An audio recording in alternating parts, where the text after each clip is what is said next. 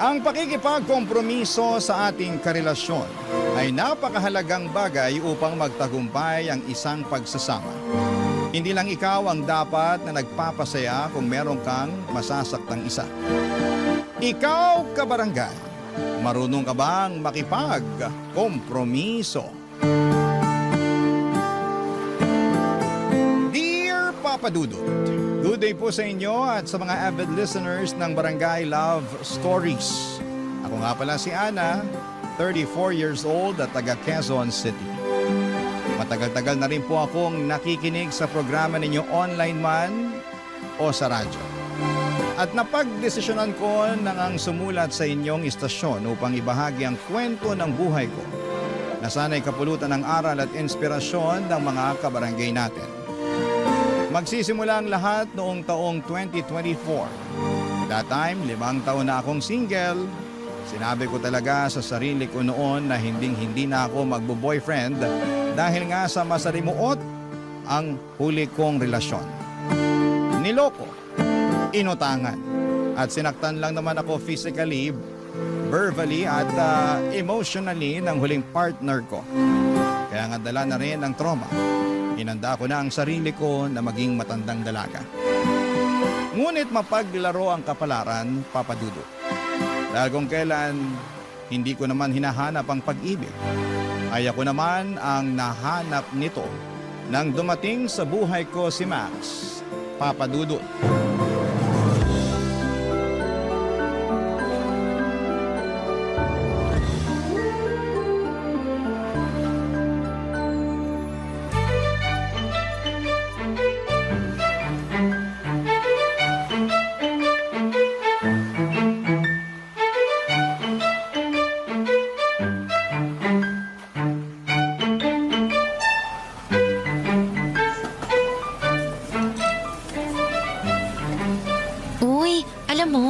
Nice yung kape na pinili mo. Alin, tong Vietnamese? Oo, isa yan sa paborito kong orderin dito sa cafe na to eh.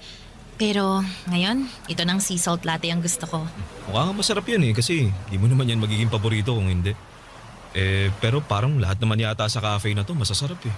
Pati na tong mga cake nila oh. Alam mo, di talaga ako mahilig sa matatamis pero mukhang mauubos ko tong isang slice ng cheesecake nila. Di kasi ganun katamis eh. Pwede sa mga 30 na.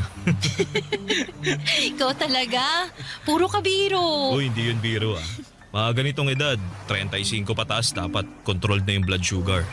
Mahirap na, baka maaga tayong sumalangit. Ay hala, huwag naman. Biro lang, sa maaga sumalangit. Ayoko pa rin naman kasi nga gusto ko pang i-enjoy yung buhay ko. Saka para maalagaan ko pa ng husto yung mga anak ko. Ha? Anong sabi mo? May mga anak ka na? Naku, hindi ko ba yung nasabi sa'yo sa chat? Magugulat ba naman ako ng ganito kung nasabi mo? Wala kang nasabi na may mga anak ka na pala, Max. Pasensya ka na, Ana. Pero meron na. 2. 2 pa talaga? Oo Mga anak namin sila ni Valerie, yung ex-partner ko. Pero wala na kami ngayon nun ha. Aba, dapat lang kasi bakit ka ngayon makikipag-date sa akin kung kayo pa, di ba? Tsaka, lakas naman ang loob mong magpakalat-kalat sa dating app. Single naman na talaga ako dahil matagal na kaming tapos ni Valerie. Siguro mga 2 o 3 taon na. Pero may mga anak kami nung nagsama kami. Babae tsaka lalaki na edad 6 at 4 na taon. Si Valerie ang nag-aalaga sa kanila tapos sinusustentuhan ko lang sila. Tama naman na hindi mo tinatakasan ng responsibilidad mo sa mga anak mo. Oo naman. Pero yun na nga. Anong ayun na nga? Hindi naman porket may anak na ako hindi na ako pwedeng humanap ng bagong karelasyon, di ba? Wala naman siguro masama doon. Besides, ilang taon na rin akong single. Kagaya mo, tapos na rin kami ni Valerie at sa mga anak na lang namin ako may pakialam. Kaya ako nasa dating app para makipagkilala. Tapos ito, nakilala kita at magkasama tayo ngayon.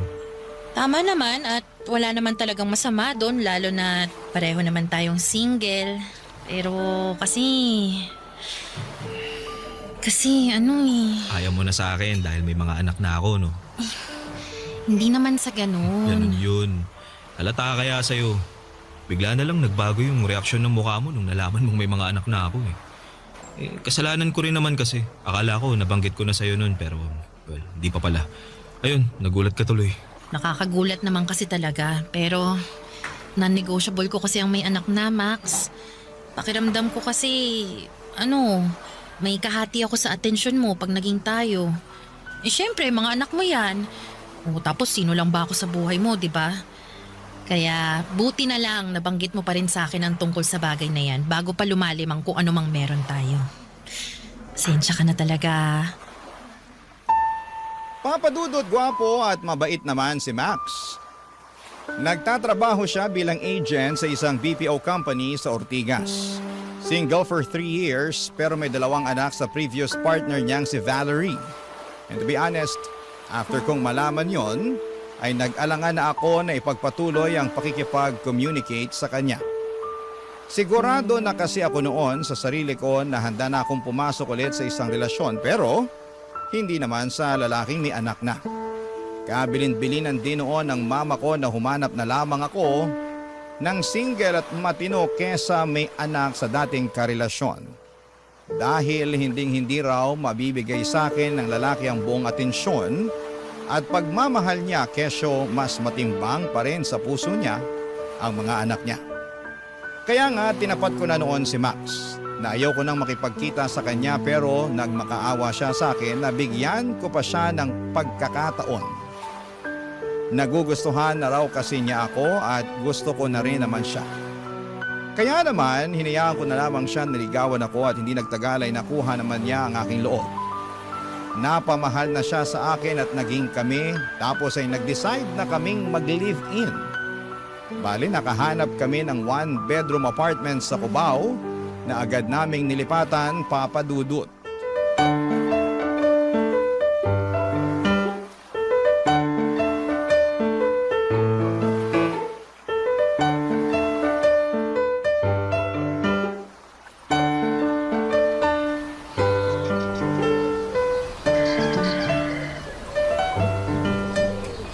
Yes po. Tawag na lang po kayo pag nasa gate na kayo ng subdivision namin. Opo. Ipakausap niyo na lang po sa akin yung gwardya para papasukin kayo. Apa. Salamat po. Sino yung kausap mo, honey? Yung magde-deliver ng mga binili nating furniture last time sa mall.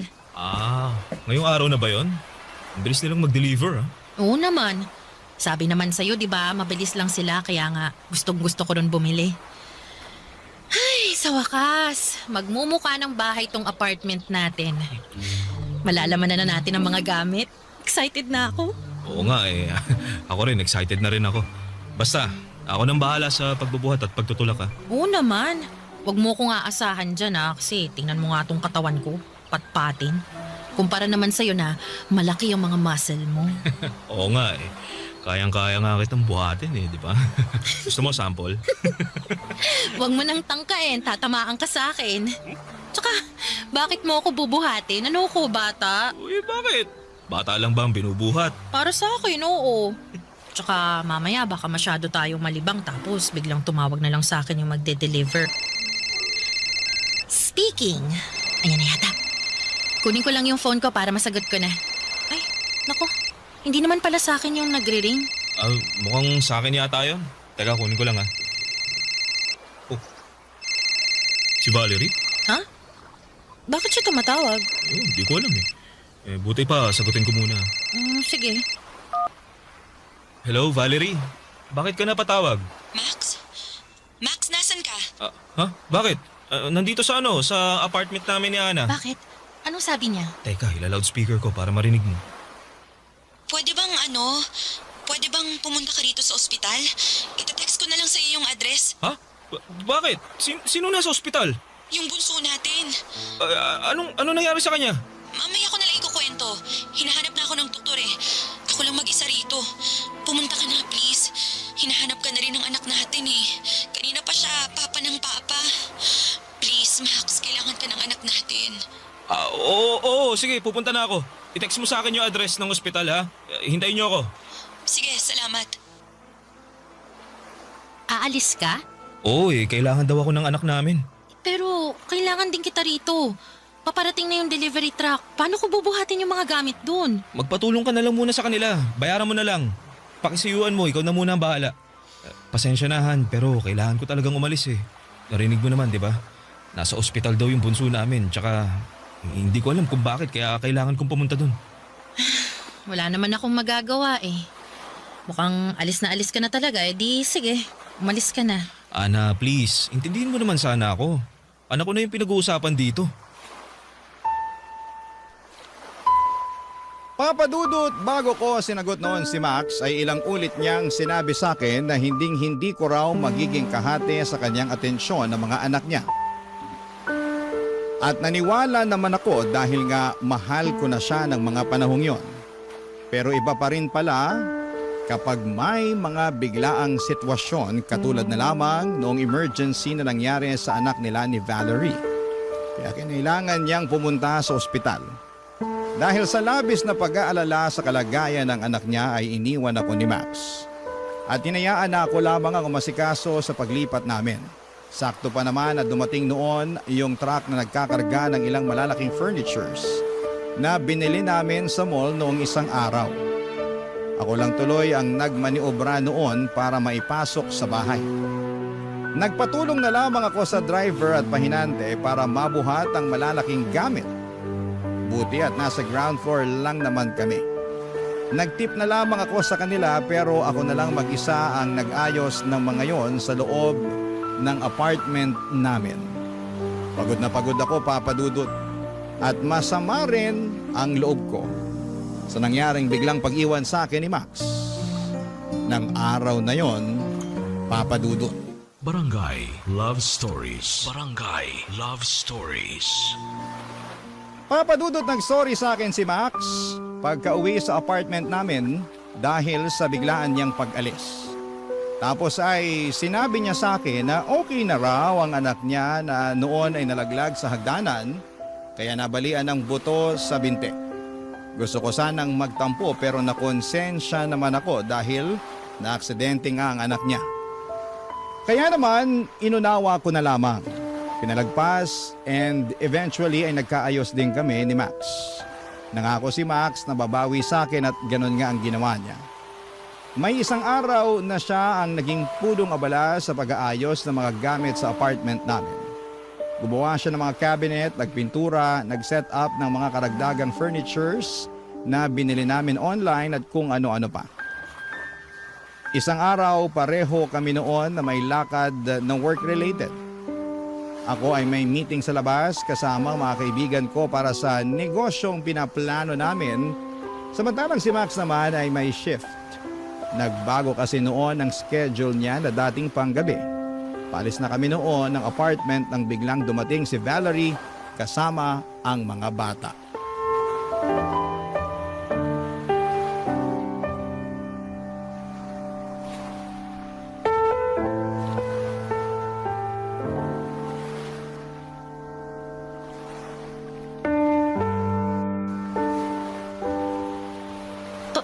Paano mo nalaman tong address ng apartment namin?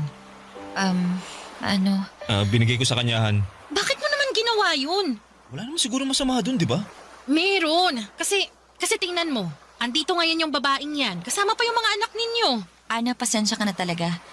Wala lang kasi talaga ako mapag-iiwanan sa mga anak ko kundi dito kay Max. Kung meron lang hindi naman ako dito didiretso. Pero, ayun, wala nga kasi. Kaya, nakikiusap ako. Dito muna sa inyo yung mga anak namin kahit hanggang bukas lang ng gabi. Kailangan ko kasing umuwi sa probinsya dahil na-ospital ang mama ko. Hindi ko naman maisasamang mga bata dahil alagain sila. Kaya dito mo iiwan. May mga trabaho rin naman kami ni Max. Paano namin naalagaan yung mga bata? Pwede mo naman sigurong ipagpaliban yung lakad nyo ng mga kaibigan mo, Han, di ba? Para ikaw na lang muna magbantay sa mga bata. Kasi kailangan ko talagang pumasok sa trabaho. At bakit ko naman gagawin yun? Importante rin naman yung lakad ko. Lalabas lang naman kayo ng mga kaibigan mo, di ba? Hindi lang yun basta labas, no? Meeting din yun. Pag-uusapan namin yung plano naming negosyo.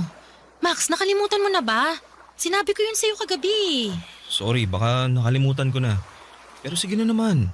Pumayag ka na. Di hamak naman na mas mahalaga yung trabaho ko kaysa sa lakad mo eh.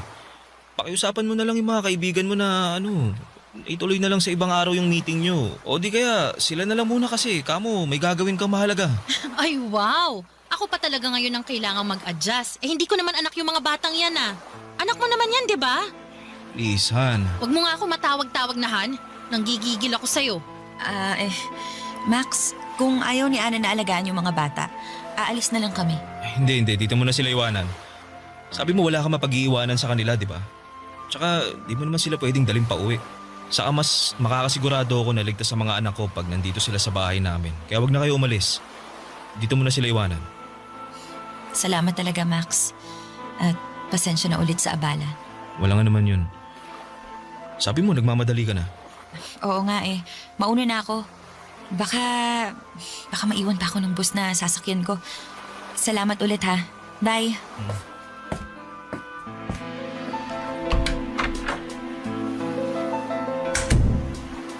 Ganon na lang yun? Anong ganun na ba yun? Na nag-decide ka na hindi man lang hinihingi ang opinion ko. Kaya nga nakikiusap ako. Ngayong araw lang naman hanggang bukas ng gabi. Kung wala lang akong pasok sa trabaho, di sana ako na lang ang nagbantay sa mga anak ko, di ba? Saka mga bata yan. Wag mo naman sana silang anuhin. Anong anuhin? Wala akong ginagawa sa mga anak mo ha? Tsaka dapat nga ikaw ang magbantay sa kanila at hindi ako. Kahit ngayon lang. Hanggang bukas ng gabi pag uwi ni Valerie. Please, Ana, nakikiusap ako. Papadudot, hindi na nga ako nakapunta sa lakad ko ng araw na yon dahil kinailangan kong bantayan ang mga anak ni Max sa bahay. Ayoko naman silang isama sa meeting namin ng mga kaibigan ko dahil sigurado akong hindi rin ako makakapag-concentrate. Kesyo sa kanila lang mabubuhos ang atensyon ko sa kakabantay. Nasa edad pa naman sila na may pagkapilyo at pilya kaya alagain. Bukod doon ay nakakapagod ding sawayin. At yun nga ang eksaktong naranasan ko maghapon hanggang sa makauwi si Max. Hindi ko na nga nakuhang makapagluto ng hapunan namin kaya nag-decide na lamang kaming mag-order ng pagkain noong si Max na ang nagbantay sa mga bata at saka pa lang ako nakaligo at nakapagpahinga.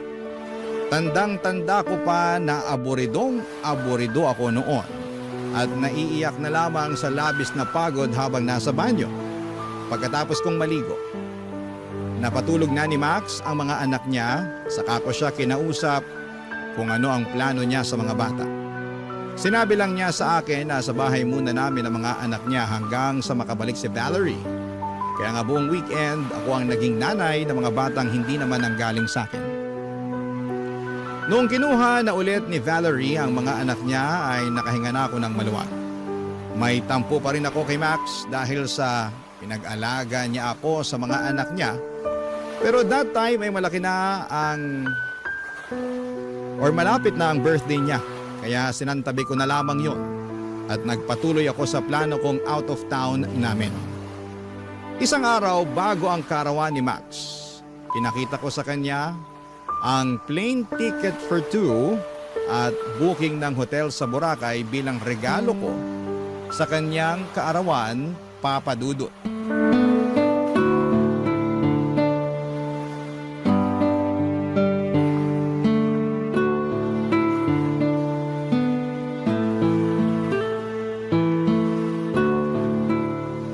Surprise! Di ba pangarap mo makapunta sa Boracay? O yan, regalo ko para sa birthday mo. Plane ticket yan ng flight natin mamayang madaling araw at booking ng hotel. Bukas na talaga to? Oo, sakto sa birthday mo para doon na tayo sa Boracay magse-celebrate. May plano ka palang ganito pero di mo malang sinabi sa akin. Bakit ko naman sasabihin? Eh di hindi na sorpresa yun. Kaso birthday din kasi ng panganay ko bukas. Tsaka nagpaplano si Valerie na mamasyal sa amusement park dahil yun daw yung gusto ng anak namin eh. Ha? Anong sabi mo? Pumayag ako kasi Pumayag ka nang hindi mo sinasabi sa akin? ikaw nga di mo sinabi yung plano mong alis natin eh. Seryoso ba yan? Eh bakit ko nga sasabihin? Eh surprise nga, di ba? Tsaka hindi ko naman alam na birthday din ng panganay mo bukas. Nasabay kayo at may plano na pala kayo ng nanay ng mga anak mo at kamo pumayag ka na naman ang hindi sinasabi sa akin. Sasabihin ko naman sana sa'yo. Yayayain pa nga kita para sabay na lang namin i-celebrate ng anak ko yung birthday At namin tingin mo papayag ako. Ano naman? Intindihin mo naman sana. Anong gusto mong intindihin ko?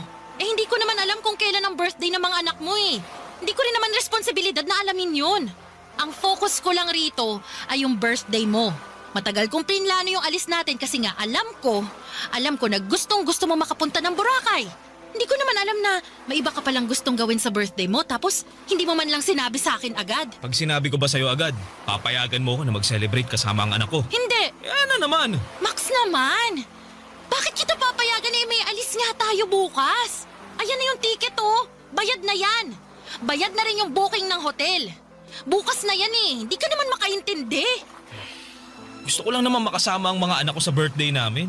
Ay na lang ulit kasi yun mangyayari simula nung naghiwalay kami ni Hindi Valerie. ko na siguro problema yun, di ba? Please naman oh. Kahit para lang sa anak ko. Anong kahit para lang sa anak mo? Eh paano na ako? Baka nakakalimutan mo. Nangako ka rin sa akin na ako ang magiging prioridad mo. Tsaka ayan na nga yung plane ticket at booking ng hotel oh. Anong gusto mong gawin ko? I-cancel ko yan. Sayang naman yung nagastos ko dyan, Max. Ikaw kasi. Dapat sa susunod, kung may plano kang ganyan, sabihin mo sa akin. Paulit-ulit na lang tayo ah. Hindi mo ba talaga naiintindihan yung punto ko? Naiintindihan ko naman. Naiintindihan. Pero pinipilit mo yung gusto mo. Halata naman na ayaw mong umalis at mas gusto mong mag-celebrate ng birthday nyo ng anak. O sige na. Kakausapin ko na lang si Valerie. Sasabihin ko na wrong timing dahil may lakad tayo. Siguradong malulungkot nito yung anak namin. Baka nga sumama pa yung loob nun sa akin na tatay niya pero bahala na. Papuntahan lang natin yung gusto mong puntahan. Hindi masayang yung ginastos mo. Ay wow ah. Masaya ka na. Sana masaya ka na. Hirap sa'yo, di ka mapakiusapan eh. Papa Dudut, hindi ko naman siguro responsibilidad na alamin ang petsa ng kaarawan ng mga anak ni Max para makapag-adjust ng schedule namin. Dahil labas na dapat sila sa anumang gusto naming gawin. At yon ang pinaintindi ko sa boyfriend ko kahit na ako pa ang magmukhang masama. Hindi naman sa inaagawan ko sila ng moment na magkasama, pero dapat ako ang priority ni Max dahil ako na ang kinakasama niya. Ang ending, natuloy naman kami ni Max sa trip namin sa Boracay pero halata sa buong biyahe na hindi naman siya masaya. Bihira lamang siyang ngumiti, madalas ay sapilitan pa. Lagi rin siyang aburido at hindi ko rin siya mayaya sa mga activity na gusto ko sanang gawin naming magkasama. Gusto lang niya sa hotel kesyo pagod daw siya pero may sa ilang beses ko siyang nahuli na nakikipag-video call sa mga anak niya. May pasabi-sabi pa nga siya na sana raw ay magkakasama sila sa mga oras na yon.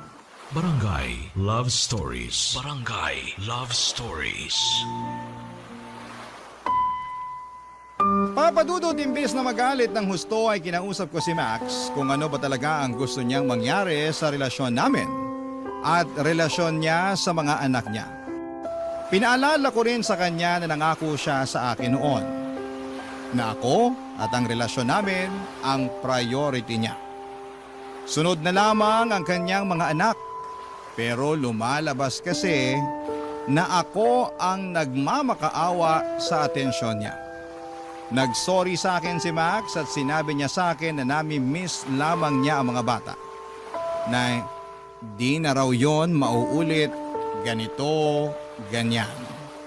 Kaya naman inunawa ko ulit siya sa hindi ko na mabilang na pagkakataon. Inisip ko na baka nga sabik lamang siya sa mga anak niya simula noong naghiwalay sila ni Valerie. In short ay nagpaka-bigger person ako. Hinayaan ko silang mag-bonding na magtatay at kung minsan ay sumasama pa nga ako. Para na kaming isang buong pamilya noon at napagtanto ko na mas magiging mabuting tatay si Max sa sarili naming anak.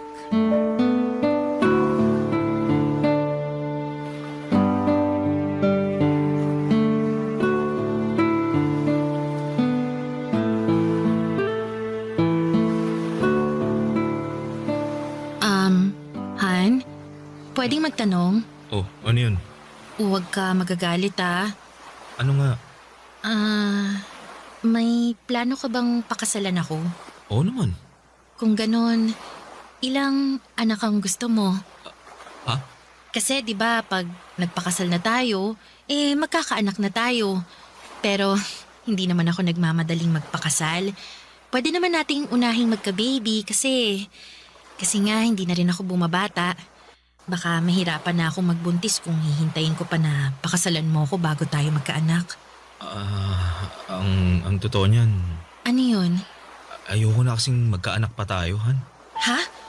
Bakit naman? Kasi kasi nga ikaw na nga may sabi na hindi ka na bumabata. Ayoko namang ilagay sa alanganin yung buhay mo pag pinilit pa natin magka-baby. May katrabaho ako. Nasa edad natin sila tapos nabuntis yung misis niya. Pinilit kasi niyang magkalalaki kaso ayun, hindi kinaya. Namatay yung asawa niya pati na rin yung baby nila. Hindi naman pare-pareho ang tao. Hindi porket nangyari yun dun sa asawa ng katrabaho mo, mangyayari na rin sa akin. Anong malay natin? May iba pa palang nangyari, di ba? Baka nagkakomplikasyon sa panganganak kaya siya nagkaganon. Oo nga, pero concern lang naman ako sa'yo. Ako naman ang magbubuntis. Katawan ko naman to. Tsaka nang dahil lang dun ipagkakait mo na sa akin ang kagustuhan kong maging isang magulang. Bakit? Kasi may mga anak ka na kaya ayos lang sa'yo na hindi magkaanak. Ganon. Para namang hindi yata patas yun, Max. Kasi ayoko na rin talagang magkaanak kasi ayoko nang bumalik sa umpisa. Ano bang pinagsasasabi mo? Ayoko na mag-alaga ng batahan. Nakakapagod yun. Naranasan ko na yun dun sa 2 anak namin ni Valerie at hanggang ngayon, di ko pa rin yun makalimutan. Lalo na yung pakiramdam. Pagod, puyat. Grabe kaya pinayat ko nun. Ngayon pa nga lang ako nakakabawi-bawi nung naghiwalay kami. Para mo na rin sinabi na kaya ka nakipaghiwalay kay Valerie kasi ayaw mong alagaan ang mga anak mo. Anong ayaw? Gustong gusto ko nga sila makasama Ngayon lang, kung kailan malalaki na sila at hindi na masyadong alagain. Di kagaya ng mga sanggol pa lamang sila. At saka, saglit mo lang naman silang nakakasama ngayon. Si Valerie pa rin ang nag-aalaga sa kanila, Max. Hindi mo alam ang totoong dahilan ng paghihiwalay namin ni Valerie. Kaya wala kang karapatan na pagsalitaan ako ng ganyan. Saka, sinusustentuhan ko naman yung anak namin Hindi ako nagpabaya sa kanila. Gusto ko na maramdaman pa rin nila na may tatay sila kahit nahiwalay na kami ng nanay nila. Oh, gano'n naman pala Bakit natatakot ka sa responsibilidad pag nagkaanak tayo? Sa lagay, mahal mo lang ang mga anak mo pag lumaki na sila at hindi kapag mga sanggol pa lang sila? Para namang hindi ka dumaan sa pagiging sanggol. Inalagaan ka rin naman nun ng nanay mo, di ba? Basta, ayoko. Pasensya ka na, Han, pero hindi mo ako mapipilit magkaanak. Mabubuhay naman tayo siguro ng walang anak, di ba? Saka ikaw na may sabi. May mga anak na ako. Napapansin ko naman na nagiging malapit na kayo sa isa't isa ng mga bata Hindi ba pwedeng sila na lang? Sila na lang yung ituring mo mga anak natin. Ang kapal naman ng mukha mo na sabihin sa akin yan. Ikaw na lang ba talaga ang palaging magdidesisyon sa relasyon natin? Max, paano naman ako? Wala na lang ba talaga akong sasabihin? At susundin ko na lang ba lahat ng gusto mo? Sumusobra ka na talaga, Max, Papa Dudut, hindi ko po ini-expect ang mga sinabi na yon sa akin ni Max nang minsan naming pag-usapan ang pagkakaroon ng anak.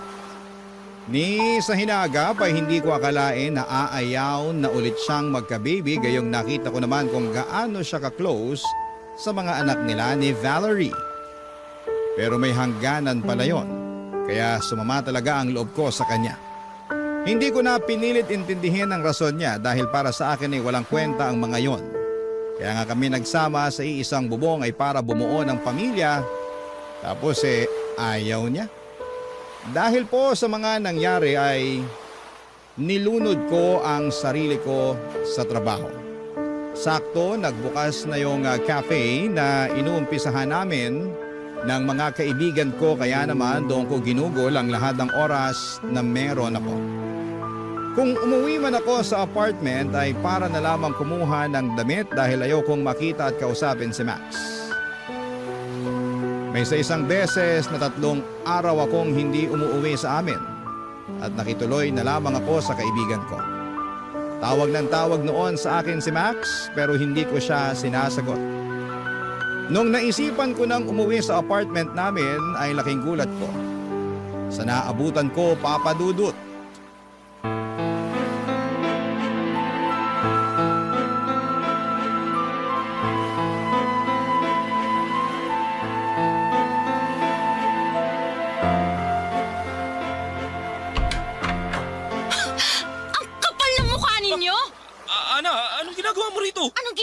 ako rito, baka nakakalimutan mong apartment ko rin to. Akala ko ba umalis na yung babaeng yan, ha, Max? Bakit bigla siyang nagpakita ngayon? Ano, may nakalimutan ba siya? Yan bang sinabi sa'yo ng lalaking yan? Na umalis na ako, ganon? Pwes, para sa kaalaman mo, hindi ako umalis sa pamamahay na to. Kaya anong ginagawa niyo rito ng mga anak mo, ha? Pinapunta kami rito ni Max. Ang kapal din talaga ng mukha mo, Max! Napunta ko lang naman si Valerie rito para lutuan ako ng pagkain at tulungan maglinis nitong apartment. Ilang araw ka na rin kasing hindi umuuwi. Wala nang nag-aasikaso sa akin. Bakit? Hindi ka ba marunong magluto ng sarili mong pagkain? Hindi ka ba marunong maglinis ng apartment natin? Tanda-tanda mo na, Max, ha? Kailangan pa ba talagang asikasuhin kita? Tsaka sa dinami-rami ng tao na papupuntahin mo rito sa bahay, yan pang babaeng yan. Pwede namang tumawag ka ng tagalinis. Problema ba yun? Wala naman sigurong masama doon. Kasama ko naman yung mga anak namin.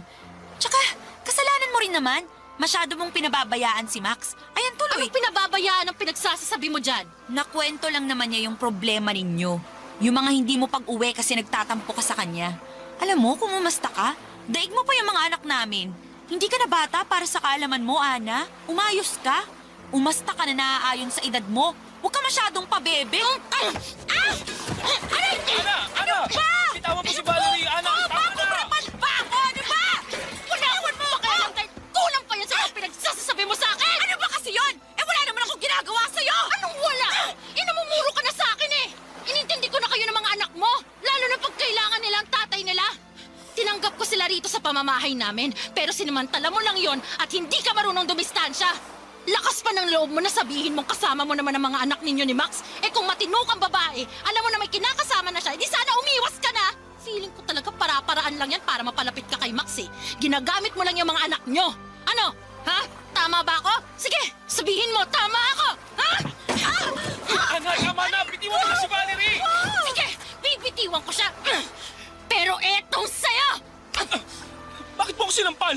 Dahil napakakapal ng mukha mo. May pasabi-sabi ka pa na ako yung magiging prioridad mo. Pero hindi ko naman yun maramdaman. Maling-mali talaga na binigyan pa kita ng pagkakataon na mapalapit sa buhay ko eh. Sana, nun pa lang iniwasan na kita. Akala mo talaga sa akin, tanga no?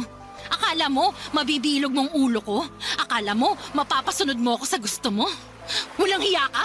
Wala ka naman palang planong magkapamilya tayo pero gusto mo maging nanay ako ng mga anak mo?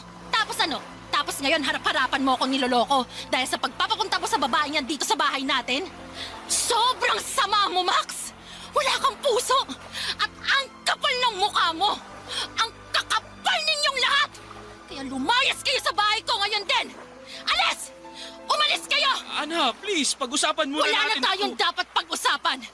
Tapos na tayo, Max! Hiwalay na tayo! Papadudot nakipaghiwalay nga ako kay Max ng araw na yon at pinalayas ko sila ni Valerie kasama na ang mga anak nila sa apartment na ako ang nagbabayad. Ang kakapal na mga pagmumukha nilang tumuloy doon at umakto na parang isang masayang pamilya. Samantalang meron silang nasasaktang iba. Iyak ako ng iyak maghapon hanggang sa nakatulugan ko na lamang ang labis na kalungkutan. Hindi nga nagtagal ay nabalitaan kong nagkabalikan sina Max and Valerie. Muli na naman akong umiyak at nasaktan nang malaman ko yon, papadudot. Pero hindi ko na planong habulin pa ang dati kong kasintahan. Dahil alam ko na simulat sa poll, wala na talaga akong laban lalo na at may mga anak sila. Dapat talaga na hindi na ako noon nagpadala sa matatamis niyang salita. Di sana ako nasaktan. Dahil wala naman akong ginawang masama. Sa kasalukuyan, papadudot ay nagmo-move on na ako at masasabi ko namang maayos ang disposisyon ko sa buhay. Umalis na rin po ako sa apartment namin ni Max at inubos ko na lamang ang oras ko ngayon sa business namin ng mga kaibigan ko. Pero neto lamang October ay biglang nag-chat sa akin si Max para sabihing natanggal siya sa trabaho at nangungutang siya ng pera para sa panganganak ni Valerie. Hiyang-hiya raw siya sa akin pero wala na akong pakialam sa kanya.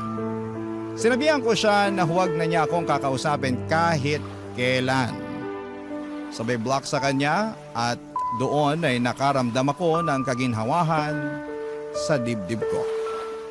Maraming pong salamat, Papa Dudut. Sakaling mapili po ninyong i-ere ang kwento sa programa ninyong Barangay Love Stories.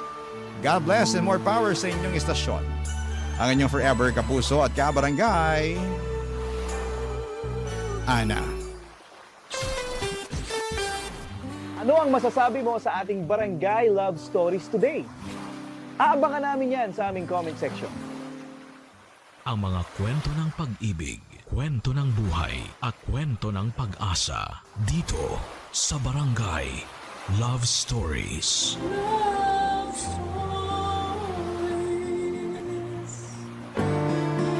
Importante sa buhay na marunong kang kumilatis ng tao na pakikisamahan mo. Dahil meron na sa una lamang magaling pero sa uli ay iiwanan ka rin. Ikaw, kabarangay, marunong ka bang kumilatis ng tao? Dear Papa Dudut, magandang tanghali sa inyo at sa mga kabarangay natin na avid listener ng Barangay Love Stories. Ako nga pala si Milet, hindi ko tunay na pangalan. 35 anyos na ako sa ngayon at isang housewife na nakatira dito sa Bulacan. Panatiko na ako ng programa ninyo sa radyo, ang boses ni Papa Dudut, ang kasalo ko. Tuwing tanghalian at wala akong pinapalagpas na episode ninyo sa radyo maano online. Sa katunayan ay nakikinig na rin po kami araw-araw at bigla akong naisip na magpadala ng sulat sa inyong istasyon. Magsisimula ang lahat noong kabataan ko, Papa Dudut. Lumaki ako na binubuhay ng isang single parent. Ang tatay ko na lamang ang kasama namin ang 3 ko pang nakababatang kapatid. Maaga kasing nawala si nanay. Buhay pa naman siya, nanlalaki lang. Kaya nga simula noon ay tinuong ko na lamang sa pag-aaral ang atensyon ko. Mapangarapin din po akong klase ng tao, Papa Dudut. At wala akong ibang hangad kundi ang matulungan ang kaisa-isang magulang namin at makabawi sa kanya.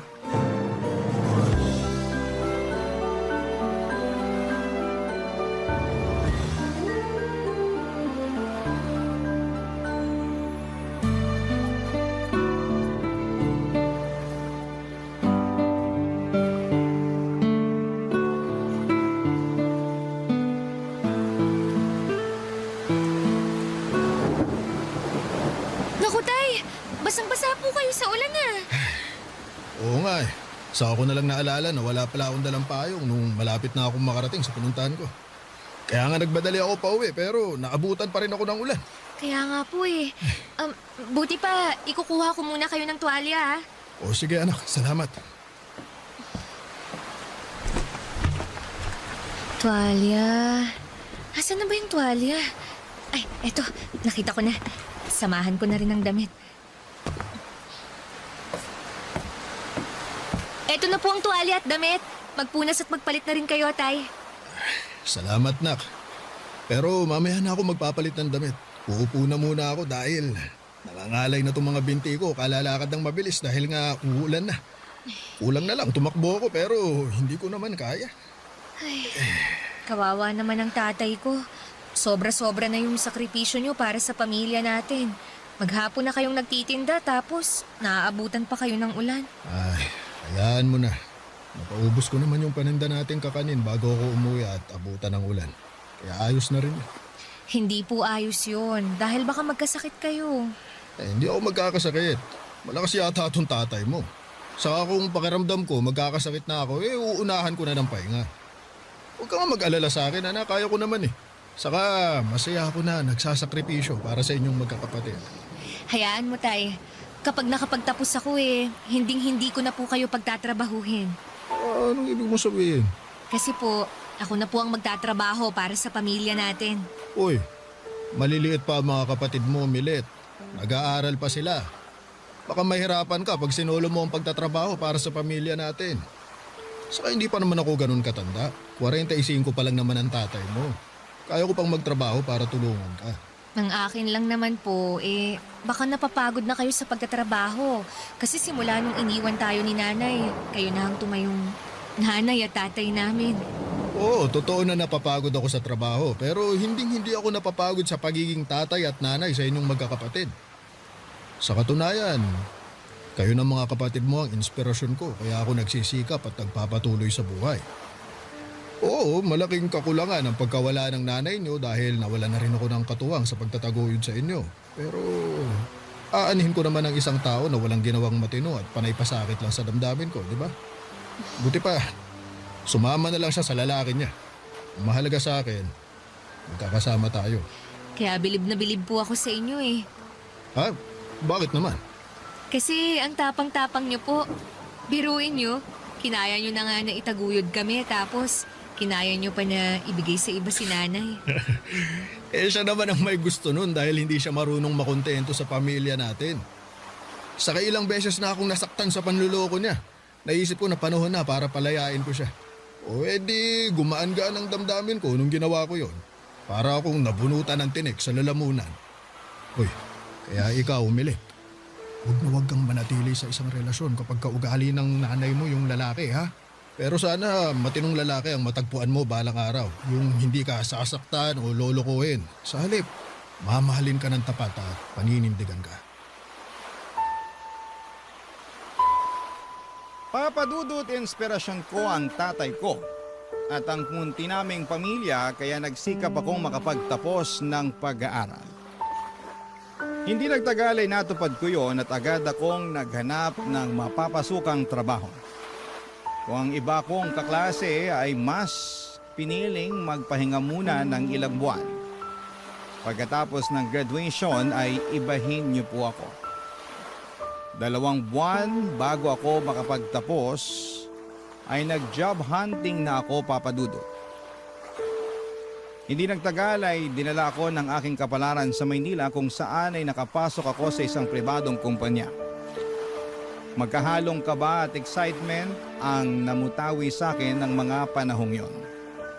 Kaba dahil aminado akong limitado pa lamang ang nalalaman ko sa bagong mundo na pinasok ko. At excitement na matuto. Naniniwala kasi ako na hindi lang sa eskwelahan natututo ang isang tao. At sa unang araw ko nga sa trabaho ay nakilala ko si Paulo, Papadudot.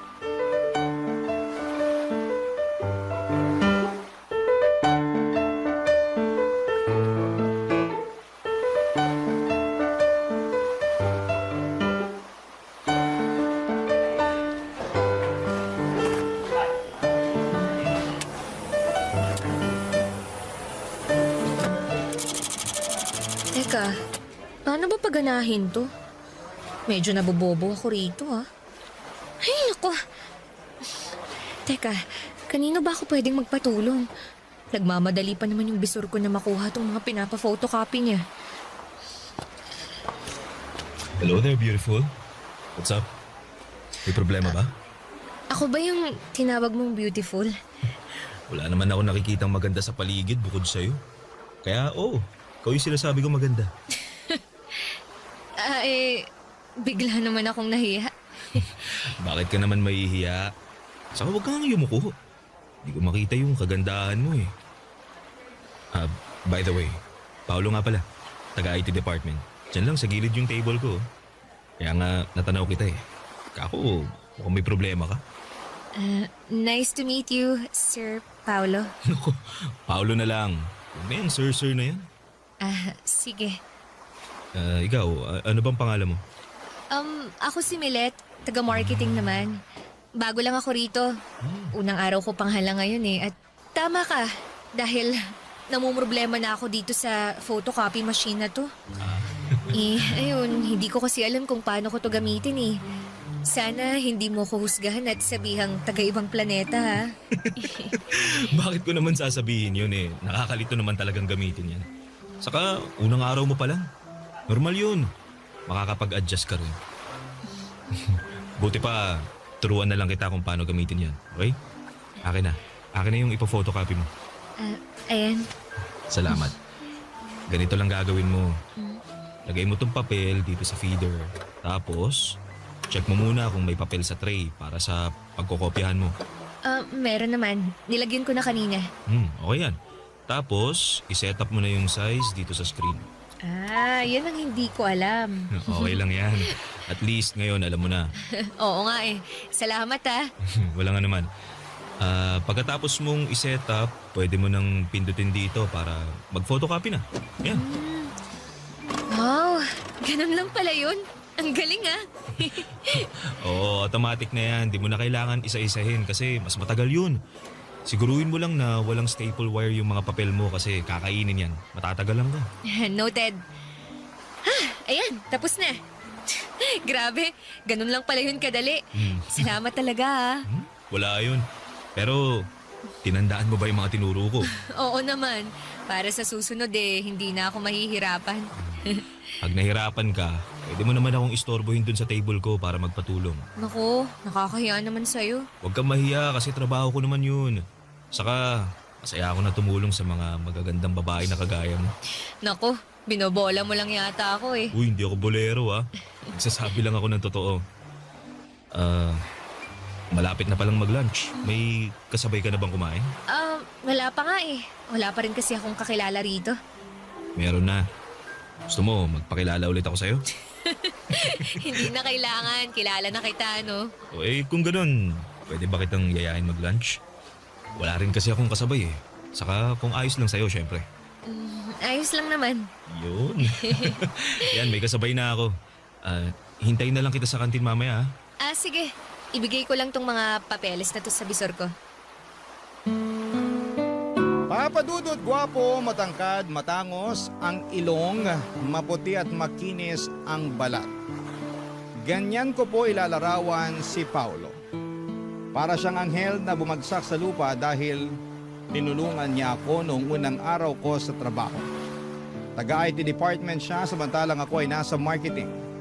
Pero hindi siya nagatubili na dayuhin ako upang tulungan kapag may kailangan. Lalo na nga sa computer at office equipment na hindi ko alam gamitin.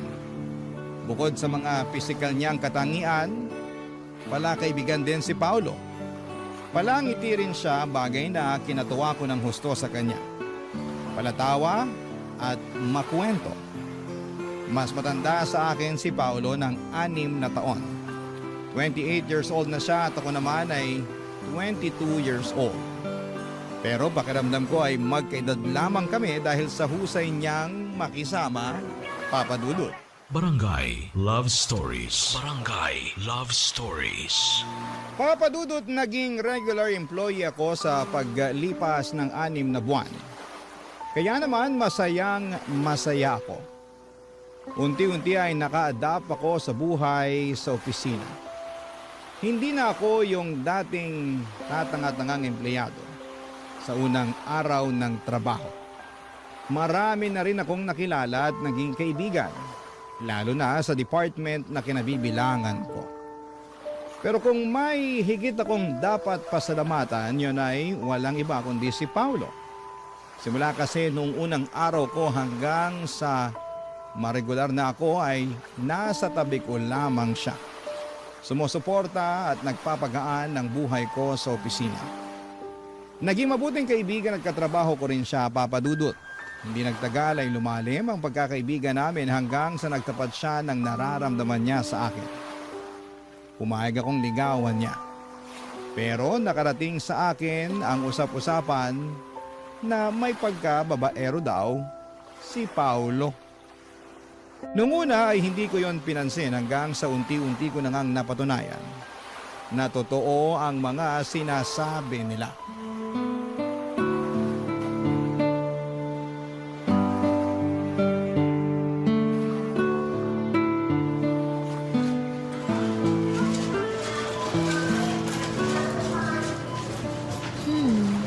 Bili kaya ako nitong sauce na to. Sabi ni tatay, masarap daw to kasi napanood niya sa TV. Sige, bilhin ko na nga.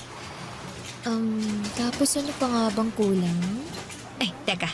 Kuha na rin ako ng mga dalatan para may stock sa bahay. Sumipa si baby? Sige nga, pahawak nga ng tiyan mo, ma. Ayan dali. Ano?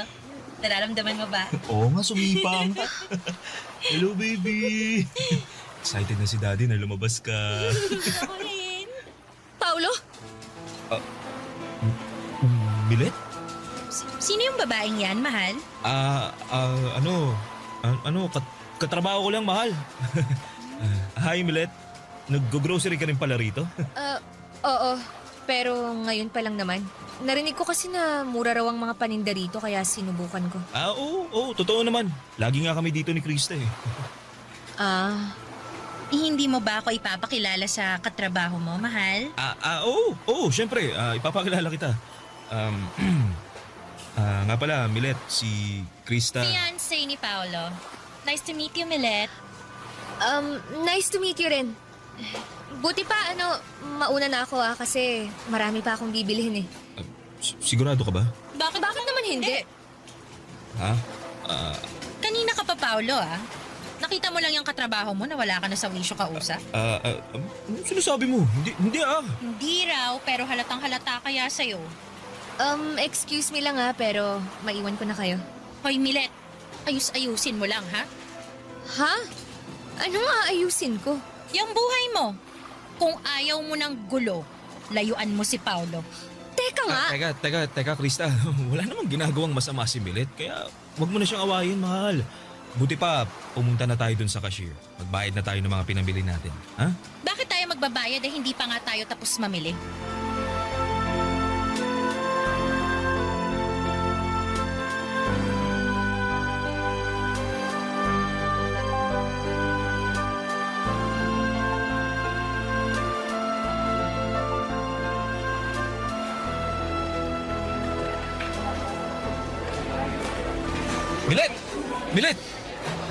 Milet, sandali lang. Bakit ba?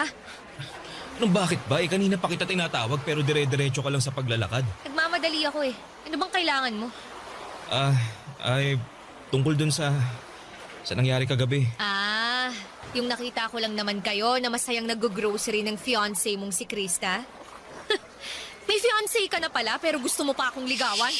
Uy, huwag mo maingay. At bakit hindi? Takot ka bang marinig ng mga tao rito sa opisina natin kung gaano ka kababaero at sinungaling? Para sa kaalaman mo matagal ko nang naririnig na babaero ka. Pero hindi ako naniwala ron. And guess what? Mukhang tadhana nang gumawa ng paraan para malaman ko ang totoo. Pasensya ka na kung nagsinungaling ako sa'yo. Wala nang magagawa yung pasensya mo kasi nangyari na. Grabe ka, Paolo. Buntis na yung fiancé mo pero nakuha mo pang lokohin. Ano bang pumasok dyan sa kukote mo? Bakit mo nagawa yun sa kanya? Baka hindi mo lang maintindihan pag kinuwento ko eh. Komplikado kasi yung relasyon namin ni Krista. Alam mo, hindi ko na rin naman gustong alamin dahil wala na akong pakialam. Kaya wag mo na ako ulit lalapitan. Kasi naiinis ako sa'yo. Ayoko pa naman sa tao yung sinungaling at manluloko. Diyan ka na nga!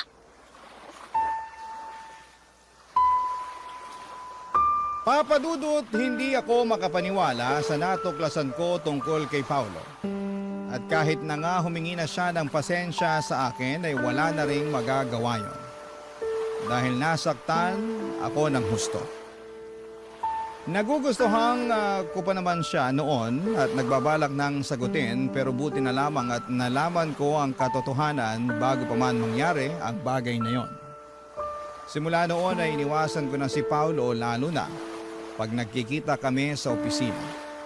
Hanggat maaari ay ayoko siyang tignan sa mga mata. Naiilang kasi ako at nasasaktan. Oo, hindi naman naging kami pero nagsinungaling pa rin siya sa akin. Kaya nga malaki rin ang panghihinayang ko sa aming pagkakaibigan na sinayang lamang ng pagiging maharot niya. Mabilis na lumipas ang isang buwan at akala ko ay hindi ko kayang mag-move on kay Paolo.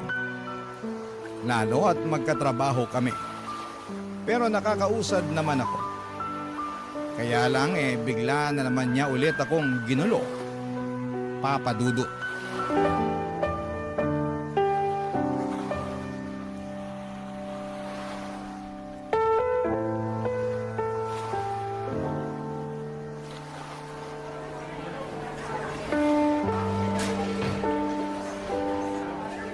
Milet, pwede bang kausapin mo na ako? Kinakausap naman kita. Oo nga, pero tungkol lang sa trabaho. Ano pa bang pag-uusapan natin bukod sa trabaho? Wala naman na, di ba? Meron kasi ano eh. Ano? Kasi hiwalay na kami ni Krista. Ano? Matagal ko na talaga siyang gustong hiwalayan pero hindi ko magawa dahil nga magkaka-baby na kami. Hindi ko naman talaga siya mahal eh. Masyado kong nasasakal sa kanya. Napaka-control freak nun. Pero nakiusap siya sa akin na aayusin namin ang relasyon namin. Magbabago raw siya kaya nagstay ako alang-alang sa baby namin. Sinubukan ko naman na maging okay kami pero wala na talaga akong nararamdaman sa kanya. Hindi yan ang nakita at narinig ko dun sa grocery. Ang sabi mo, excited ka nang lumabas ang baby niyo ni Krista. Tapos bigla mo akong lilinyahan ng ganyan, ha? Tsaka bakit mo ba sinasabi sa akin ang bagay na yan? Wala naman akong pakialam dun. Sinabi ko kasi ikaw ang rason kung bakit ako nakipaghiwalay sa kanya. Ako? Oo. Kasi mahal kita. Nababaliw ka na. Nababaliw na nga ako siguro pero yun talagang nararamdaman ko eh.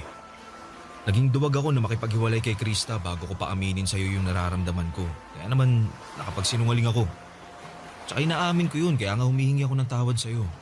Wala rin namang magagawa yung paghingi mo ng tawad dahil nasaktan mo na ako. Tapos ngayon, ang lakas pa talaga ng loob mo na sabihin sa akin na mahal mo ko kung kailan nakaka-move on na ako sa'yo. Lalo mo lang akong sinasaktan sa ginagawa mo eh. Milet, pasensya ka na talaga. Hindi ko sinasadya pero hindi ko rin naman kayang pigilan yung nararamdaman ko. Mahal kita. At gusto ko sanang humingi ng isa pang pagkakataon sa'yo. At sa tingin mo, ibibigay ko pa yun sa'yo? Oo. Kasi naniniwala ako na may nararamdaman ka pa rin para sa akin. Meron nga. Pero puro na lang galit at inis. Patawad talaga, Milet. Naging padalos-dalos ako. Kaya nga napag-isip-isip ko na itama yung mga pagkakamali ko. Hiniwalayan mo si Krista para ayusin yung sa atin? Iyon ba yung sinasabi mong tinama mo ang pagkakamali mo? Oo. Paano yung magiging anak nyo? Ha? Ano? Pag mong sabihin na nakalimutan mo na yung magiging anak nyo. Hindi. Pero nag-usap na kami ni Krista na pananagutan ko pa rin yung bata. Susustentuhan ko pa rin dahil ako pa rin naman yung tatay niya eh. Hindi ko naman tatakasan yung anak namin. Gusto ko lang talagang maging malaya kay Krista at sa relasyon namin. Dahil pag hindi ko ginawa yun masiraan na ako ng ulo.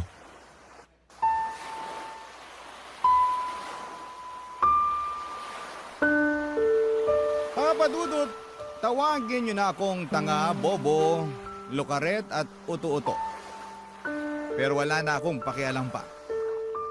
Kahit na anong gawin kong pagmamatigas ng puso, ay naapektuhan pa rin ako sa hiwalayan ni na Paulo at Krista. Kaya hindi ko na napigilan na i-comfort siya. Doon ko napatunayan na may pakialam pa rin ako kay Paulo. At hindi pa rin pala nawala ang pagmamahal ko sa kanya. Mahal ko pa rin siya kahit na nagsinungaling siya sa akin. At dahil sa mga nangyari sa kanila ng ex niya ay naging malapit muli kami sa isa't isa. Hindi ko na pinakinggan ang mga sinasabi ng ibang tao. Basta, ang focus ko ng mga panahong yon ay si Paulo. Wala na rin namang masama sa pagiging close namin dahil single naman kaming pareho. Hindi nga nagtagal ay niligawan ako ni Paulo at nagpaligaw naman ako. Barangay Love Stories. Barangay Love Stories. Papadudot, naging masugid si Paulo sa panliligaw sa akin kaya nga hindi ko na pinatagal yon. Dahil makalipas ang isang buwan ay sinagot ko na siya. Sobrang saya namin, lalo na ako dahil siya ang first boyfriend ko. Ewan. Ang lakas ng karisma ni Paulo at kahit na nung iwas ko, ay hindi ko siya mahindian at malayuan. Naisip ko na baka sign na rin yon ng universe na magka-boyfriend na ako dahil masyado akong focus sa pag-aaral nung estudyante pa lamang ako. Up to the point na kinalimutan ko nang lumandi.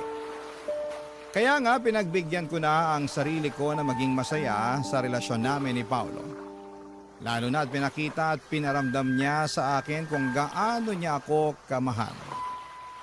Ang isang bagay lang na hindi ko gusto ay yung ilang beses niya akong pinilit na may mangyari sa amin.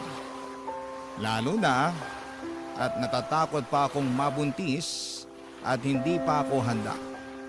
Hanggang sa napapayag rin niya ako dahil sa matatamis niyang salita at pagsasabi na kahit na anong mangyari ay pananagutan niya ako.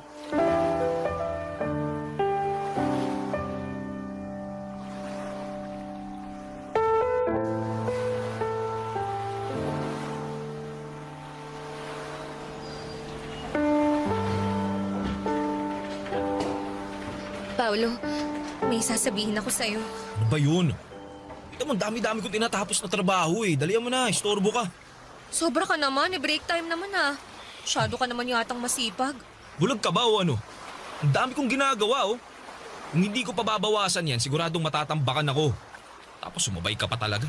Ano ba problema mo? Sabihin mo na yung sasabihin mo para matapos na.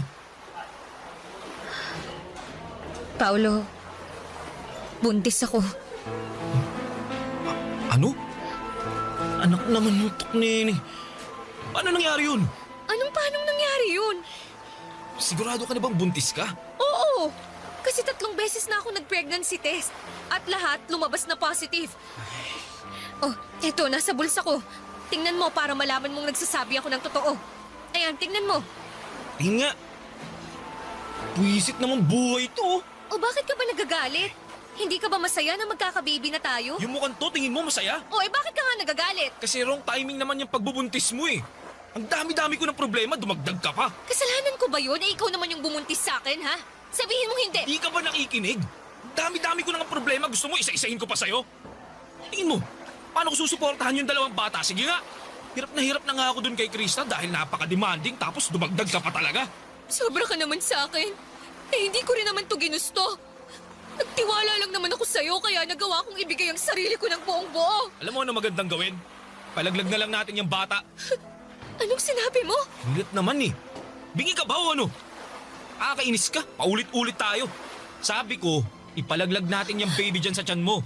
Total, di pa rin naman tayo handang maging magulang eh. Nasisiraan ka na ba ng ulo? Basta, hindi ko pananagutan yung nasa sinapupunan mo. Ayoko sa batang yan. At kung ipipilit mo pa rin sa akin, mabuti pa maghiwalay na lang tayo. Sige, mamili ka. Ako o yung pinagbubuntis mo.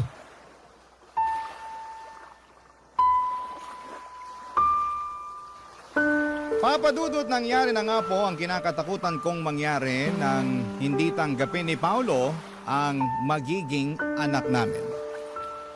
Para po akong binuhusan ng malamig na tubig na may isang katutak na yelo kaya nagising ako bigla sa katotohanan.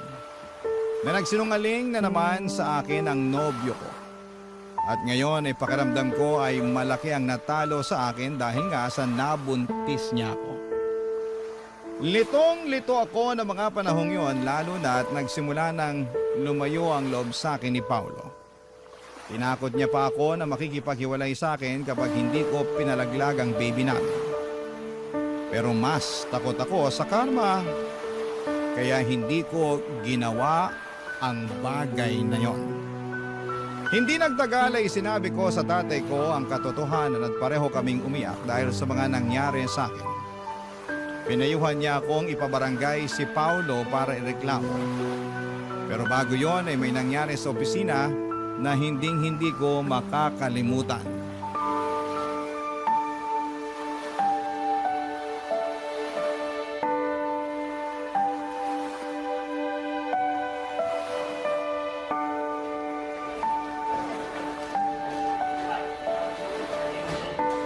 Krista, anong ginagawa mo rito sa opisina namin? Ikaw talagang pinunta ko rito dahil nang gigigil ako sa'yong malandi ka.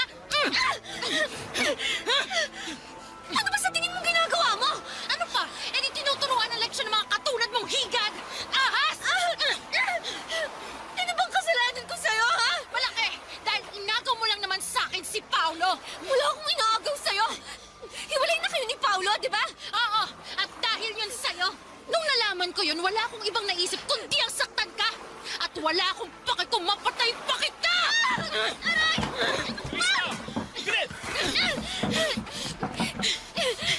Bakit ko gagawin yun? Eh dapat lang naman yan sa babaeng yan! Pwede ba, Krista? Tapos na tayo. Alubayan mo na ako. Ano ba yan? Eh magkakababy na tayo, di ba? Hindi naman talaga natin pwedeng ayusin ang relasyon natin. Nag-usap na tayo! Wala nang pag-asa na maayos ang relasyon natin! Walang pag-asa dahil sa babaeng yan. Oo! Nagmamahalan kami ni Milet, kaya pabayaan mo na lang kami! Ayoko! Hindi ko kayo hahayaang maging masaya! Ha? Dapat sa yung babae ka, sinasabunutan! Kakalbunutin ang ahas ka!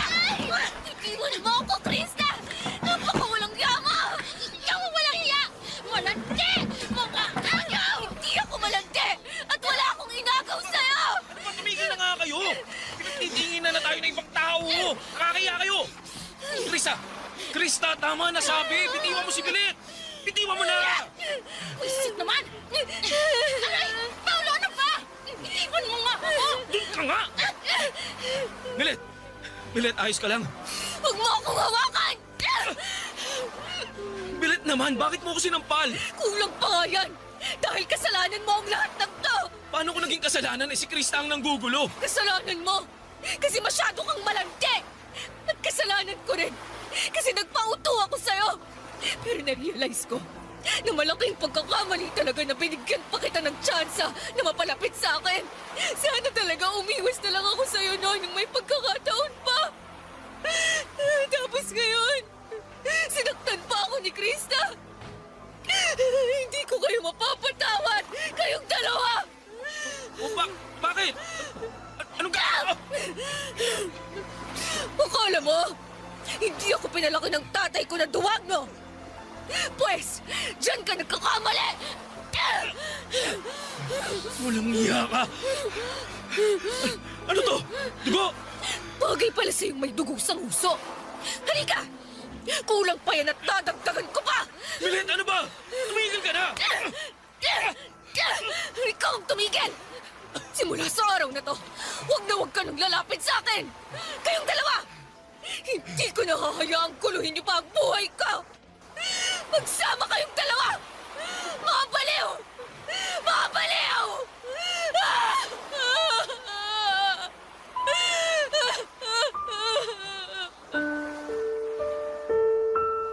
Papa Dudut, hindi ko na nagawang paguntugin ang ulo ni na Paulo at Krista dahil may mga dumating ng security guard para umawat sa amin. Agad na dinala sa ospital ang dalawa para matahi ang mga nguso nila. Ewan, sana talagang tinuluyan ko nang paputukin pati ang mga ulo nila. Ayos lang naman ako noong mga panahong yon, pati na rin ang baby sa sinapupunan ko. Tapos nung sumunod na araw ay pinagharap-harap kami sa HR department dahil sa kaguluhang ginawa namin. Kapwa kami na mimohan ni Paulo, samantalang pinablatter naman nila si Krista. Pero na-stress talaga ako ng husto sa nangyari kaya nag-decide na labang ako na mag-resign sa trabaho. Nakipaghiwalay na rin po ako kay Paulo at pinagbantaan siya na huwag nang magpapakita pa sa akin. Papa Dudut, nag-focus na lamang po ako sa pagbubuntis ko at noong nakapanganak ako ay saka ako naghanap ng mapapasukan. Buti na lang at nandyan ang tatay ko na napaka-supportive sa akin. 10 taon din akong naging single parent bago ko po nakilala ang asawa ko, Papa Dudut. Akala ko ay hindi ko na matatagpuan ng tunay na pag-ibig. Pero ibinigay pa rin yun sa akin ng Panginoon. Kaya nga malaki ang pasasalamat ko sa Kanya at nagsilbi na lamang aral sa akin ang mga pinagdaanan ko. Sa kasalukuyan ay happily married na po ako sa mabait at responsable kong asawa. Tanggap niya ang anak namin kaya naman masayang masaya ako. Hanggang dito na lamang po ang sulat ko, Papa Dudut. Maraming salamat po sa pagbasa ng aking liham. God bless. And more power sa Barangay Love Stories. Ang inyong forever kapuso at kabarangay, Milet. Uy, kabarangay! Agree ka ba sa ending ng ating barangay love stories na ito? I-share mo na ang feelings mo sa ating comment section.